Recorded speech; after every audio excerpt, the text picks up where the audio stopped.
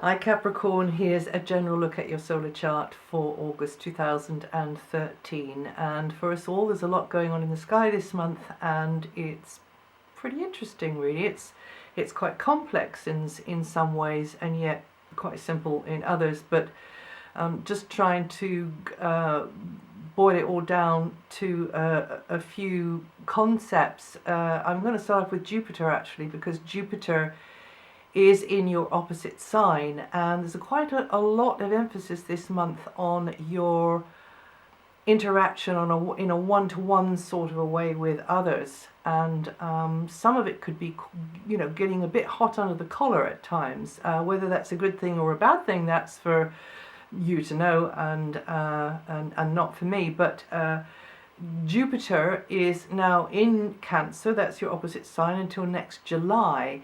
And so in general, the broad sweep here is that Jupiter will be opening the way for you to grow through certain key relationships, professional alliances there can be, or in your personal life.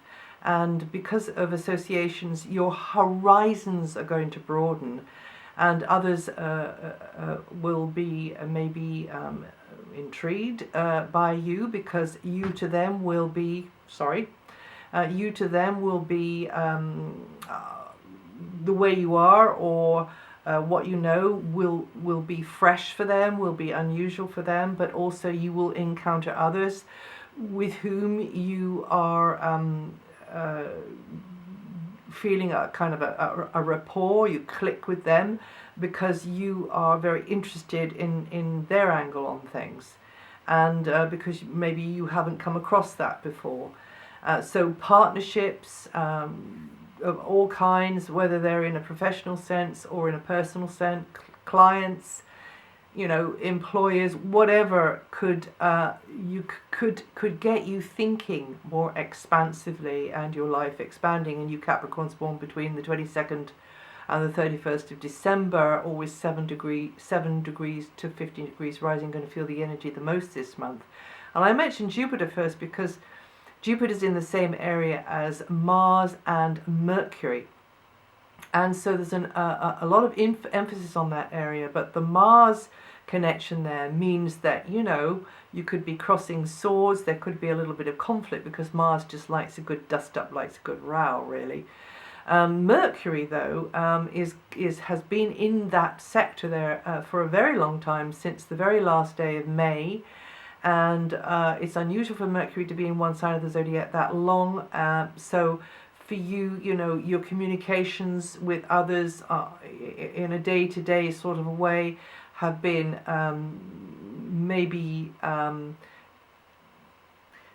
more highlighted than usual. The exchange of information, the advice maybe between you, or you know, you are the giver of advice, you are the seeker of advice, whatever it is.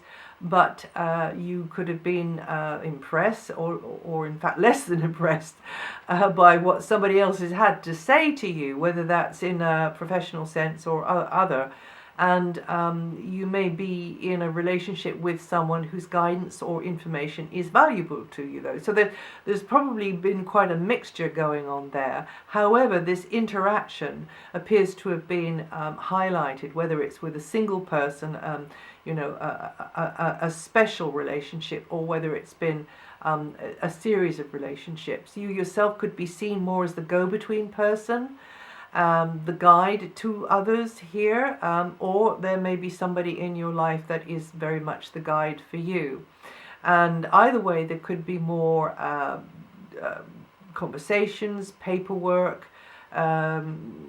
maybe even connections over the wires, which have needed you to come across in as clear a way as you possibly can.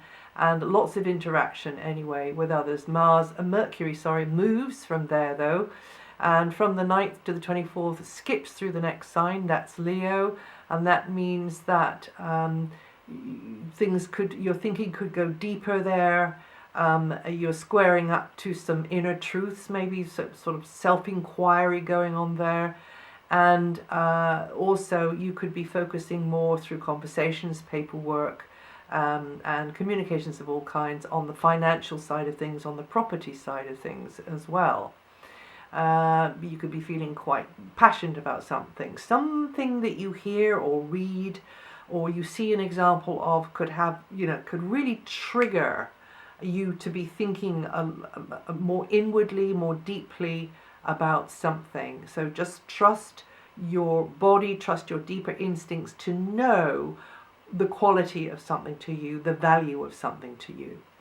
And then from the 24th to the end of the month, Mercury goes into a really outgoing area, and you could be connecting more with people at a distance, or talking with others, learning from others who have got a knowledge or information, which is what you need to join up the dots. And definitely it's a time to refresh your mental palette, push the envelope, get into new things. And also it's a specialist area, so you could also be getting specialist help in some way from somebody. But I mentioned Mars. Mars is in this area of close interactions with others until the 28th. And these exchanges are likely to be quite lively at times, but also they can be very productive. And because of the knowledge of another or the agenda of another, there's likely to be more physical demands put on you, or maybe more stamina needed by you. Also, the influence of another could elicit strong opinions in you, or that you could really push their buttons in some way. Patience is needed actually with Mars here, because Mars likes to be hasty and sort of, engage mouth before brain, really. So just try to be patient, try to handle someone, in a diplomatic maybe kind of a way, or maybe it's not like that. Maybe you just got to be cautious, really. And don't dive in head first, and you should be fine. You're not really prone to doing that, Capricorn, but I thought I'd better just mention it anyway. Overall, cooperative interactions with others are favoured up until the 17th, with people maybe at a distance, or with people with a specialist area. And then after the 17th, people in positions of power, actually, authority type figures. So these are favoured. These type of relationships are favoured and can be beneficial and fruitful. But you'll just have to slow down and understand things maybe sometimes from their point of view, or slow down and say, I've got to go at my own pace here. Don't let others tire you out. That's the main thing that's going on here with Mars in this sector here. And then from the 28th, Mars moves, and then more sensitivity may be needed in your interaction with others, but also in their interaction with you. And you might be feeling a little bit more emotional there. But still, trust your gut.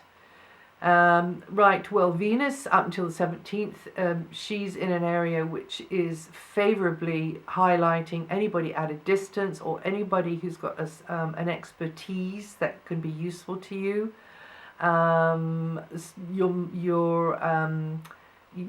Your heart to maybe connecting with somebody at a distance, or connected to anything to do with travel, a foreign culture. It can be like that, or if it's not like that, then an academic type environment, an advice giving environment, and you're more likely to connect with the knowledge or the expertise, which, as I say, helps you to join up the dots, and there can be quite a lot of supportive energy there for you.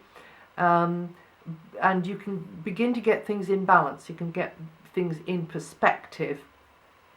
Also, this favourably stars anything to do with publications or education as well.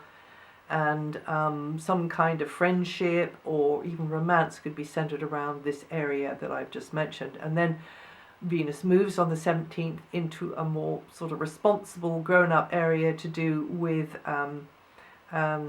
maybe bureaucracy for some of you, or officialdom, or parental figures, and you get this supportive vibe from Venus there now, and you could be seen in a good light by people like that.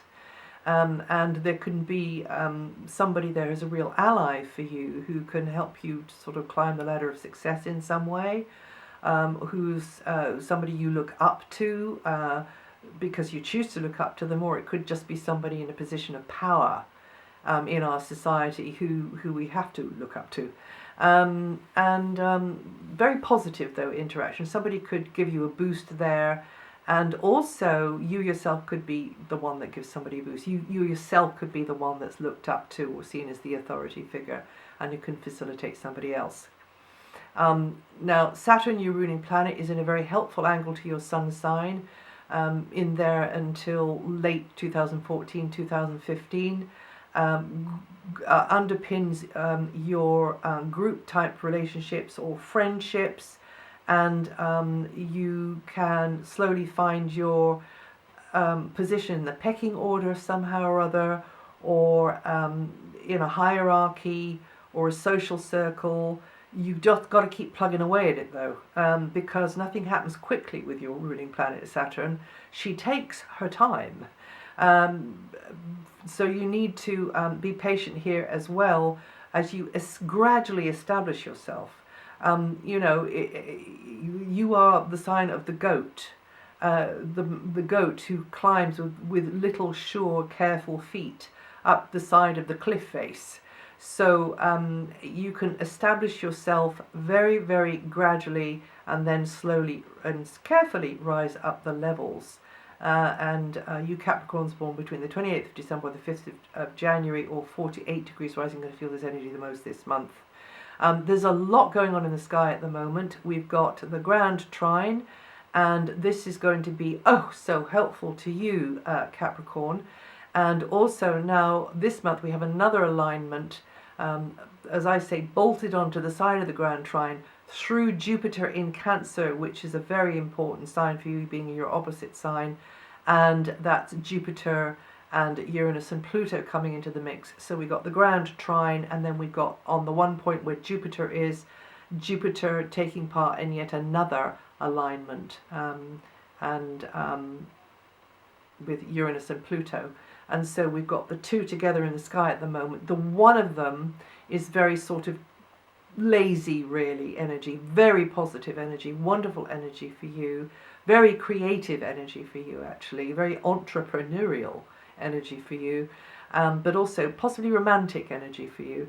But this other one, the T-square, or as I would call it, the working triangle, is really going to be very dynamic, and it's going to cause the grand trine energy to really move, apply itself, and to deliver in some way or other. So this is the month for you to be aware of that and to work the energy.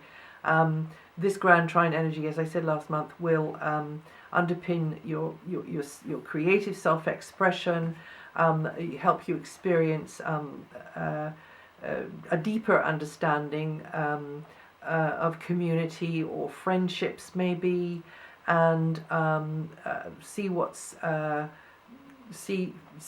what relationship is are most valuable in your life, and a new relationship may open your heart and mind to a bigger horizon, or be connected somehow to a bigger horizon, which is good for you. So this working triangle this month is really going to start to push that energy, to move that energy for you to use. And it is an alignment, it is a pattern, this working triangle, this T-square, of tension and possible conflict. So it's like almost because of that tension that the energy starts to move. So it's up to you where you put your attention, whether you put it on the conflict and everything being stirred up, the hubble, bubble, toil and trouble part of it, or whether you put your attention on the bigger picture, which is this superconductor, this powerful wave of very positive energy. And the transit becomes exact on August the 8th, and it will be particularly felt by you Capricorn's born at the end of December or the beginning of January, but the whole sign will feel it, and it will be in orb, as we say in the trade, for the whole month. But just start to be aware of this from the 28th of July when Mars whizzes past there, and might give you a bit of a preview of what is to come. And that's it for August. If you know your rising sign or your moon sign, listen to the forecast for those, and it might be interesting. And also, you'll have to decide which bits are relevant and which aren't. And also, if you want to know what the slower moving outer planets are doing, I just update that every month to give you a clue as to which part of your sign they may be affecting on the level of your sun, anyway.